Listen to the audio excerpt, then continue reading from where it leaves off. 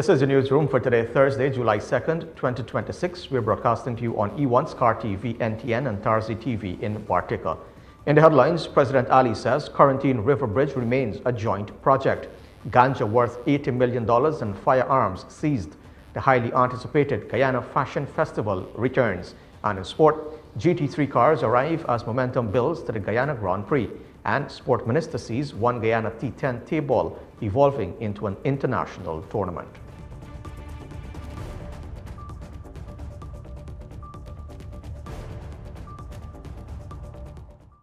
With the news, I am Avinash Ramzan. Thanks for joining us. We start off by telling you that amid reports that Suriname wants to solely build the proposed Corentyne River Bridge, President Irfaan Ali has emphasized that the project remains a joint undertaking and stressed that he has not received any official correspondence on the changes to the development plan.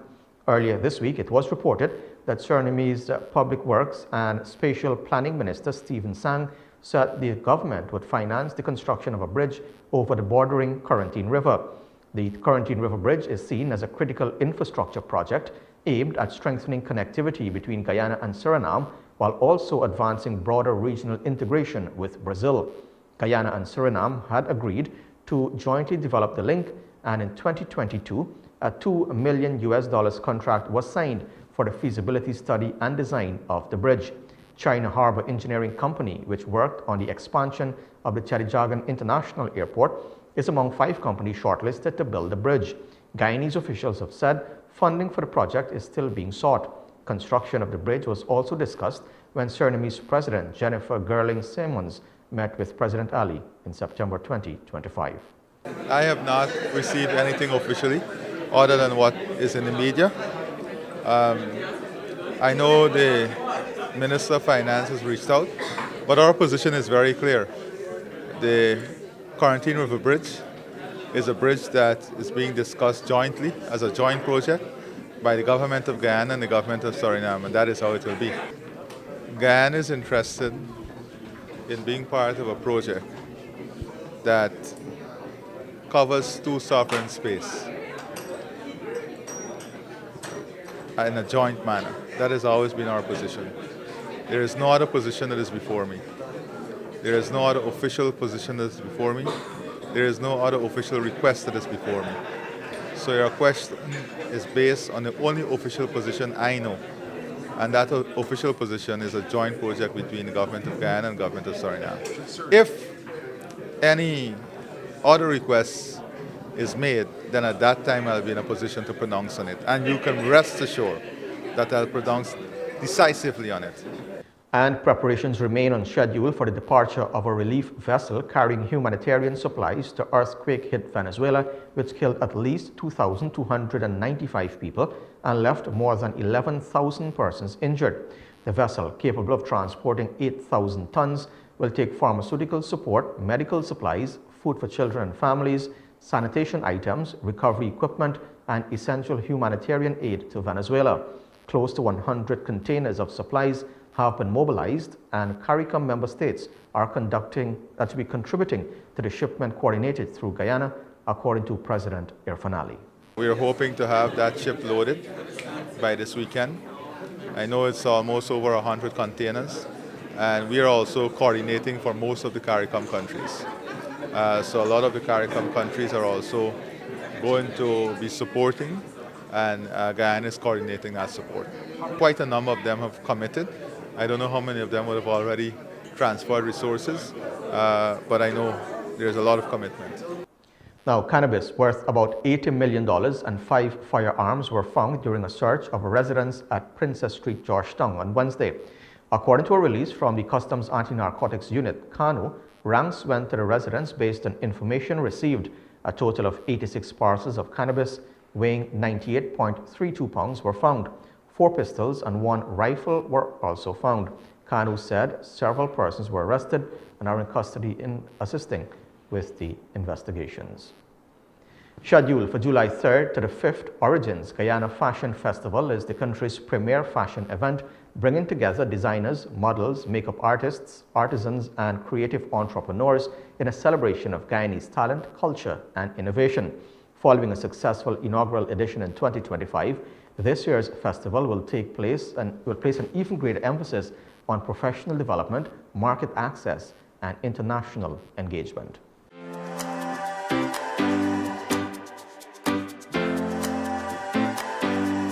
We are being bombarded with inquiries about tickets for the 3-day event, but there's a limited capacity here at the courtyard. But more importantly, I think Guyanese recognize the potential that Origins Fashion Festival has to really grow and expand Guyana's fashion industry. And that is precisely what it was designed to do. It's not an event. It's not just an event.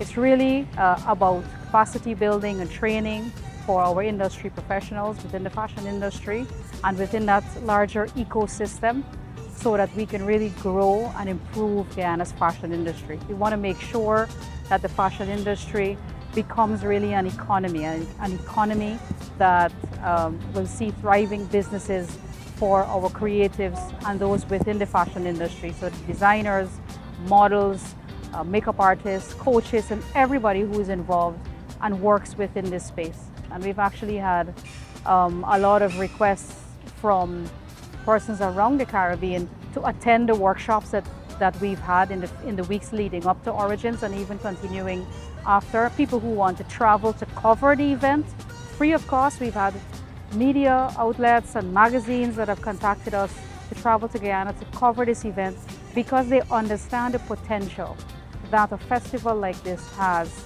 to improving and really growing Guyana's local fashion industry.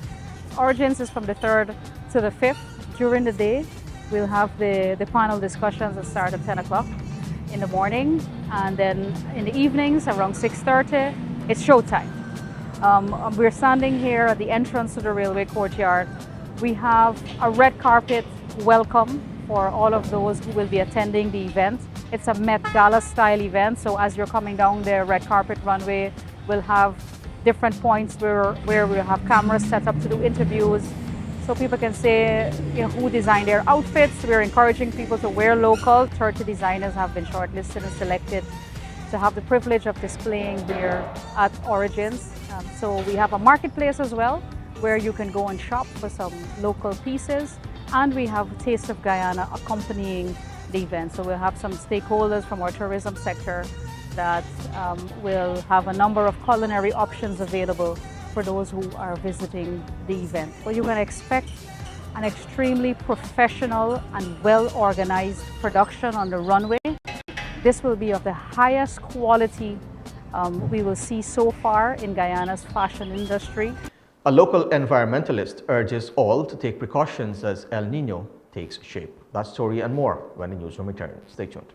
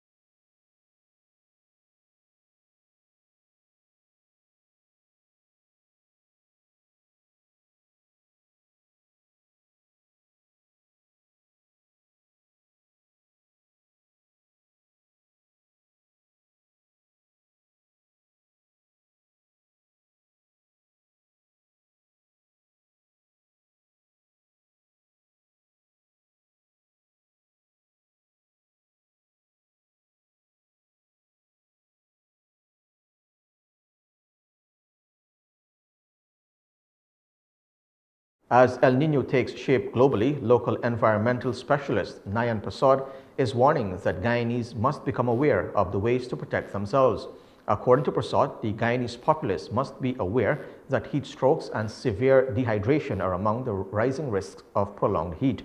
El Nino is a periodic climate phenomenon characterized by unusually warm ocean surface temperatures in the central and eastern tropical Pacific Ocean.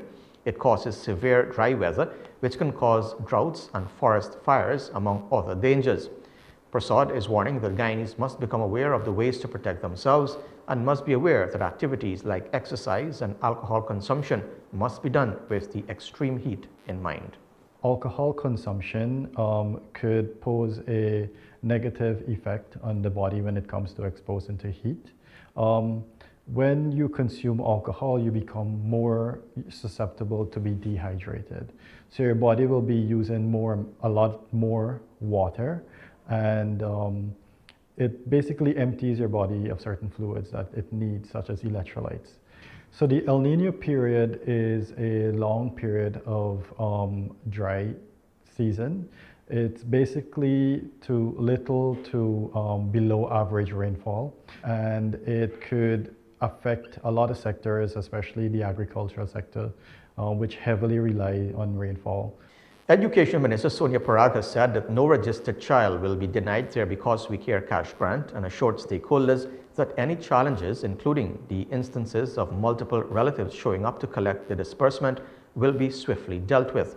Parag, while speaking on the sidelines of an event on Wednesday, said in such instances, the Education Ministry will work alongside the Human Services and Social Security Ministry to resolve the situation. Parag made it clear that the ministry's standing policy is that the grant goes to whoever the child lives with and is providing for their care.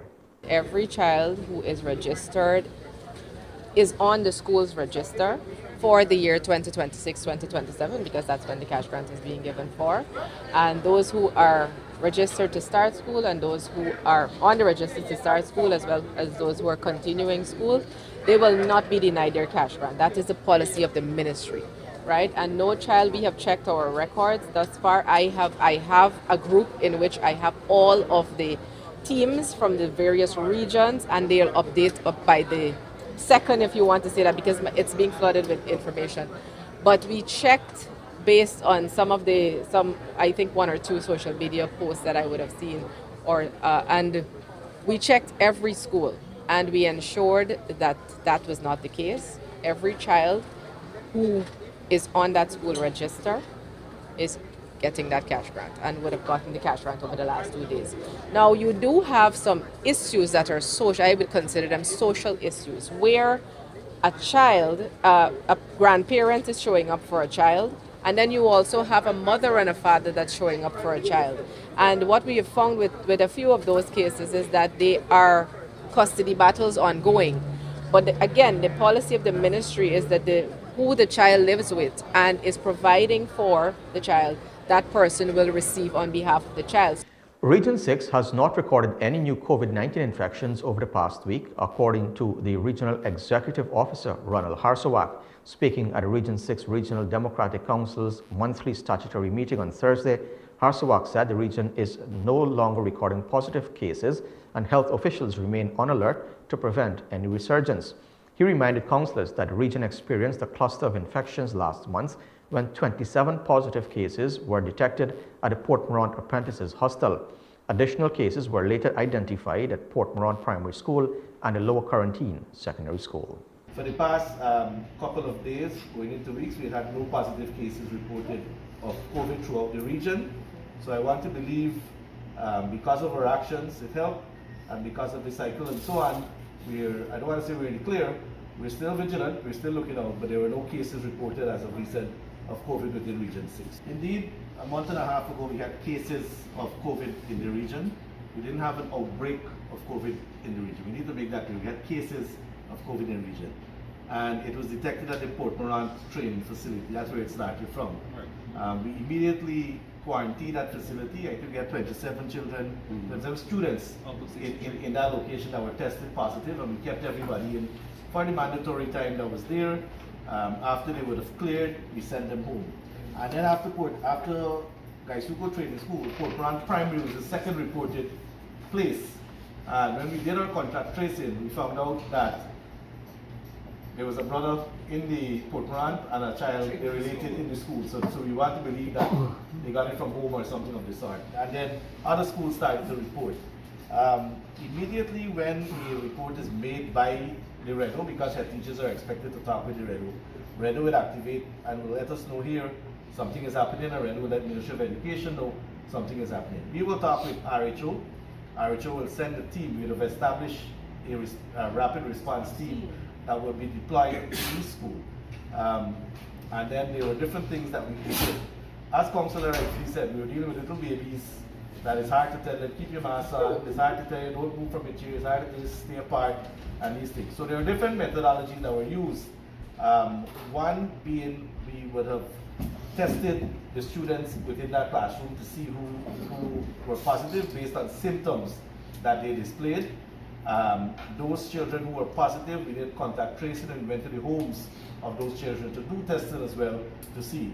If cases were found at home, we asked the people at home to stay at home, don't take the child to school. We sanitize using alcohol the facilities that the kids were from. And there were certain cases where schools were closed for 2 or 3 days, and there were other places where classes were asked to stay home and not come that particular day or 2 days or 3 days and so on. In terms of reporting, it is mandatory because according to regulation, that anybody tests positive for COVID, both private and public, the Ministry of Health must know. When the newsroom returns, the beloved Nothing to Laugh About show returns. Stay tuned.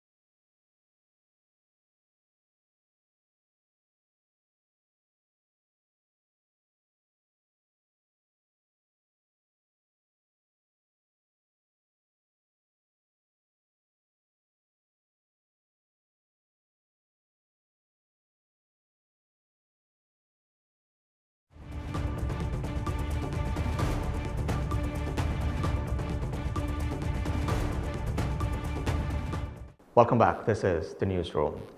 The long-running satirical production, Nothing to Laugh About, is returning to the stage of the National Cultural Center for the 17th installation on July 4th and 5th, bringing with it an entertaining mix of comedy, drama, and reflections on contemporary Guyanese life. Celebrated for its clever storytelling and relatable humor, the production explores everyday experiences and current social issues through a cast of memorable characters. Speaking with the Newsroom, Chris Gopal said patrons can expect an engaging theatrical experience filled with humor, memorable performances, and an all-round good time, adding that no subject is considered off-limits. Tickets are priced at $2,000, $3,000, and $5,000, as well as $6,000, and are available at the National Cultural Center only. My name is Chris Gopal. I am an actor, comedian, entertainer in general, and I love it. I love it. I love it so much I quit all my 9-to-5s. Yeah, they say don't pay, well, we shall starve together. There are different characters that I play in this show. We got one they call Yankee. Yankee was from last year because I think that they typecast me because of the skin color and I give my accent. But this time around, I play one in neighbor. Well, it's not neighbor judge, but it's Patsy. Patsy got a set of guys that has come and visit you, and I happen to be one of them. And they gotta wait to see the character. If you're there, if you don't laugh, something's very wrong with you mentally, right? Apart from that, there are many different characters. I play a soldier in the army. Well, there's the strange dude with a lisp. The beautiful thing about Guyana is there's always a story. Every single day something changes in Guyana. So what is news today is forgotten tomorrow. And there's so much of it happening, right? And nothing to laugh about, ain't frightened for touch, politics, religion, police. We touch everybody, right? And the good thing about it is it's not in a disrespectful way. It's in a way that even the guys that we portray can sit and look at it and say, oh, shucks, the boy look just like me. And yeah, I would do something like that. And they laugh about it. 17 years in this business. And you don't get to 17 just like that, right? It's a lot of work, a lot of time, a whole lot of hours behind every single show. Kudos to our producer, Maria Benchop. Kudos to every single person that puts the time in. Rehearsals go for at least 3 hours. So when you come out to KFC's Nothing to Laugh About 17, don't come with the intention, oh, y'all can't make me laugh. You pay your money to laugh. Come have fun with it. Left your sensitivity at the door, right? Come have some fun. It doesn't matter what we do, it's all in good fun. It's all comedy. It's nothing serious. It's nothing for you guys, to get upset about. Come smile, come laugh. That's what we do. During COVID, we were getting calls all the while saying, guys, thank you so much for the comedy. It kept us going because there was so much stress, right? And laughter is the best medicine. KFC's Nothing to Laugh About 17 goes down at the National Cultural Center on the 4th and 5th of July, and all of the big names. I don't want to call names, it's 40 people, and I don't want to miss anybody, right? People that are backstage and in front of the stage. Every single person that does the smallest task, you are very important to this show. You are all needed and you're all appreciated. We love you. We tell you now that the Hare Krishna Study Center is inviting the public to its Hare Krishna Legacy Festival 2026, celebrating major ISKCON milestones from July 8th to the 12th. A highlight will be the Rath Yatra on July 11th, marking 20 years in Guyana. Rath Yatra holds immense religious significance, with devotees believing that participating in or witnessing the procession cleanses sins and brings good fortune. The temple president, Prabhupada Devadasa, and representatives visiting from India, Vamadeva Dasa, have said that this is a time for persons of all religious backgrounds to join in the festivities, which include music and dance. Persons can check the ISKCON Hare Krishna Study Center's Facebook page to follow the programs. So Rath Yatra is the world's most ancient oldest religious festival dated back thousands and thousands of years. The festival of the chariot, Ratha means chariot or cart, and procession where many devotees or members go along on the roadside. And pulling the cart is very significant, bringing the Lord close to our hearts. Yes, we're inviting everyone, the entire country have been invited, all the temples, mosque, church, and side by side, Guyana 60 years of independence from a religious and spiritual point of view. So that will be interesting for the entire nation. You know, there are people coming from Asia, people coming from Europe, people coming from North America, people coming from Central and South America. So such an opportunity doesn't come every day. So the 5 days is a very special opportunity when all such distinguished and esteemed guests are coming, and we can utilize their expertise in various fields and understand relevance in our life. So that's what is the purpose. Those who are coming directly, the most attractive incentive for them is wonderful food, which we call prasadam. So we have massive prasadam which will be distributed on all 5 days. So at least if nobody wants to hear or inquire something, at least they can come and honor this wonderful prasadam which we'll offer to the Lord. When the newsroom returns, the financial, weather and bridge report along with sport. Stay tuned.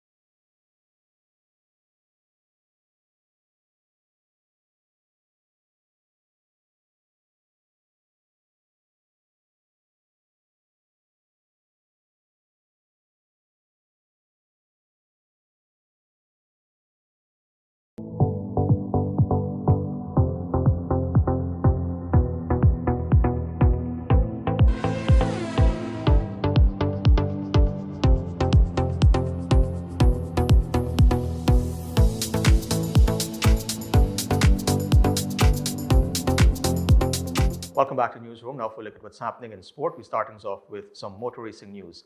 The first set of beastly machines have arrived in Guyana for the Grand GT Challenge de las Americas on July 11th and 12th at the South Dakota circuit. The cars and bikes were cleared in Georgetown this morning as momentum builds to the mega Guyana Grand Prix later this month. And you have an opportunity this weekend to get up close to some of the world's most incredible GT3 race cars as they take over Main Street in Georgetown for an unforgettable evening of speed, style, and motorsport excitement. The event is set for Saturday, July 4th, starting at 16 hours. Here now is a first peek of the machines in Guyana via the lens of Jeremy Jagroup.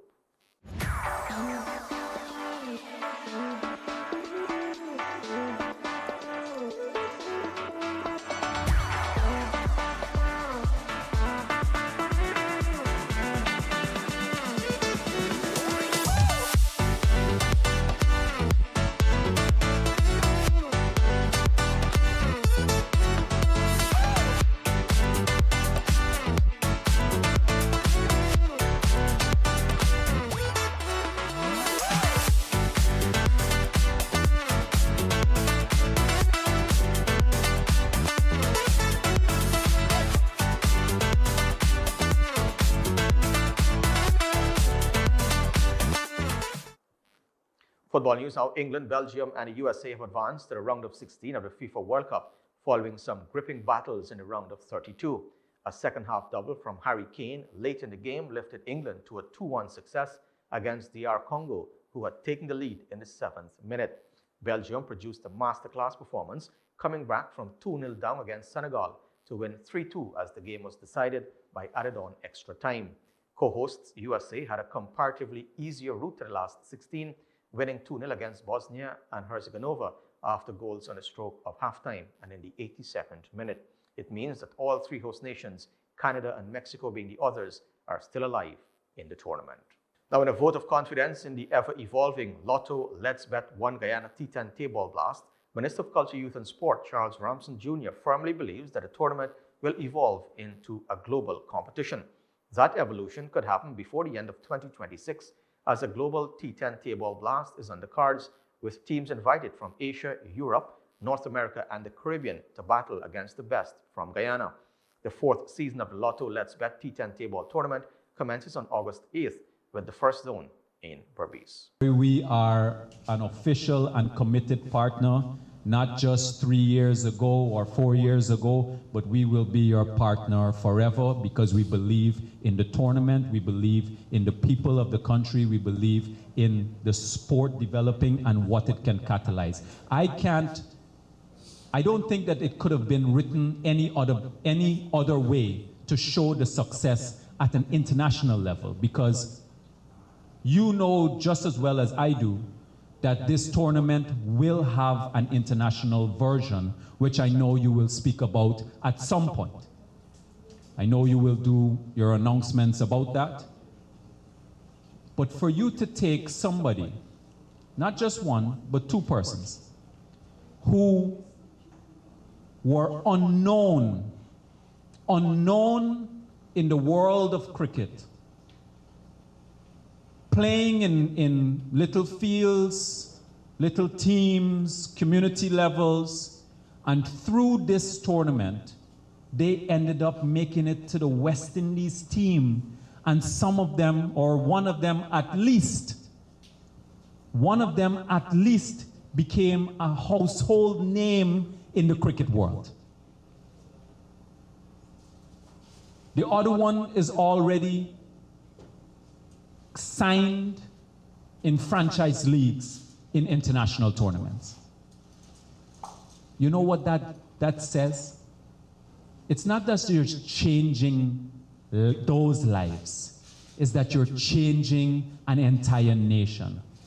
Now, the Athletics Association of Guyana has expressed satisfaction with the caliber of talent on display following the conclusion of the National Senior, Junior, and Youth Championships, signaling a promising trajectory for the country's track and field future, with over 400 athletes competing.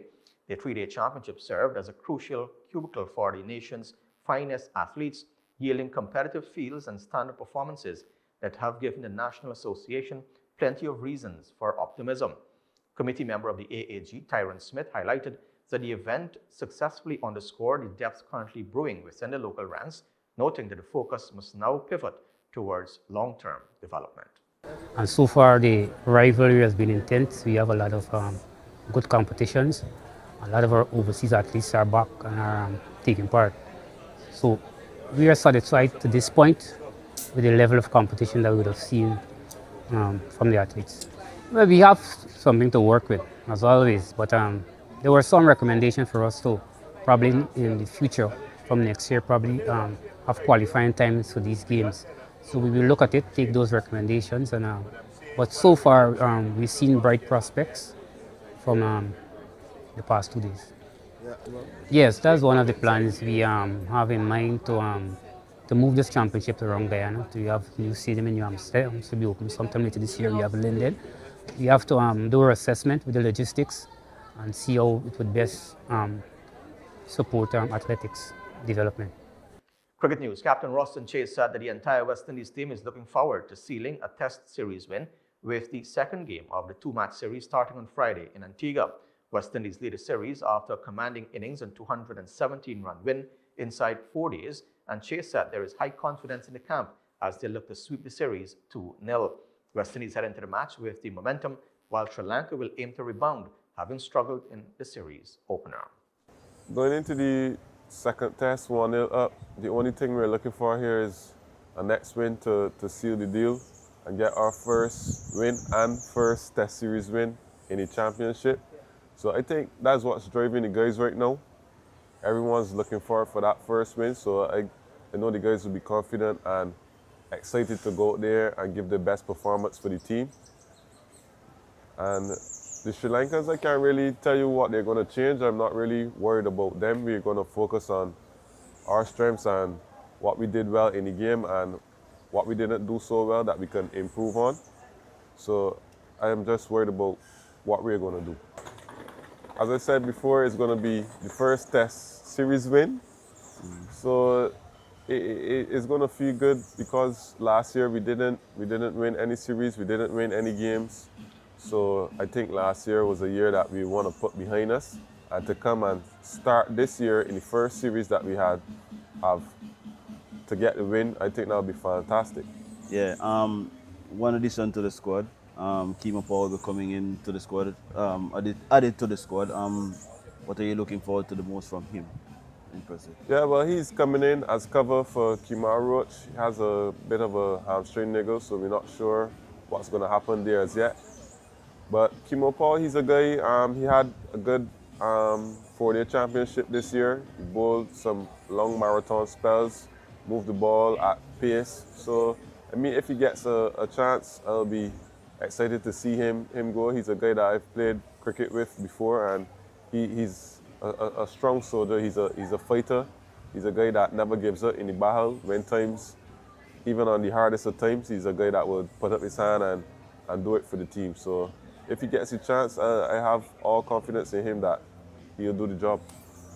And with a different mindset and perspective, wicketkeeper Joshua De Silva is aiming to cement his position in the West Indies team.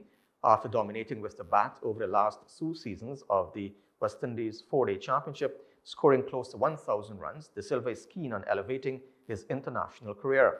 De Silva returned to the Test fold in the opening match against Sri Lanka, scoring 20 in his lone innings as West Indies won by an innings and 217 runs to take a lead in the 2-match series.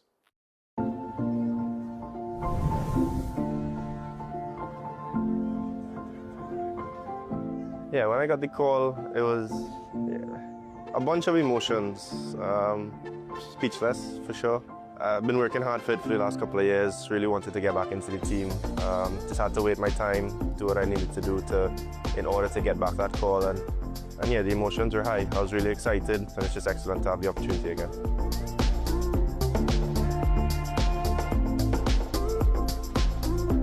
The Joshua De Silva then and the Joshua De Silva now, I would say is two completely different people. I wouldn't say on the field wise, but in between the years and just the experience and the thought process of how I go through the processes of building an innings and how I go through the process of wanting to score runs and thinking the game, especially captaining Trinidad has definitely given me that opportunity to play under It built me into that character, and it was calm and rebuilding process for me, and able to take off a double century. Like it doesn't happen every day. I mean, it happened twice this year with Django and myself.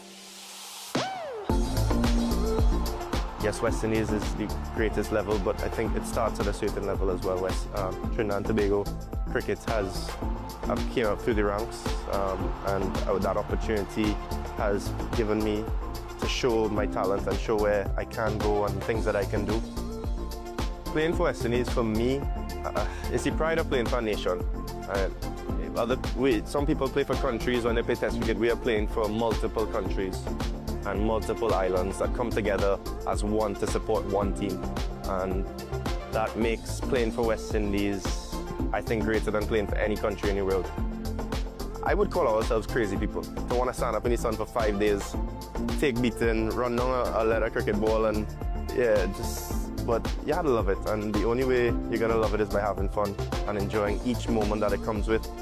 Even though when it's a dark and stormy day, the light comes out at the end of the tunnel. We beat Australia in Australia after 20-something odd years, Pakistan in Pakistan. So this team has great things. The belief and the faith of the fans obviously helps us to want to do better and make sure that we're still out there at 110% wanting to win games for the nation.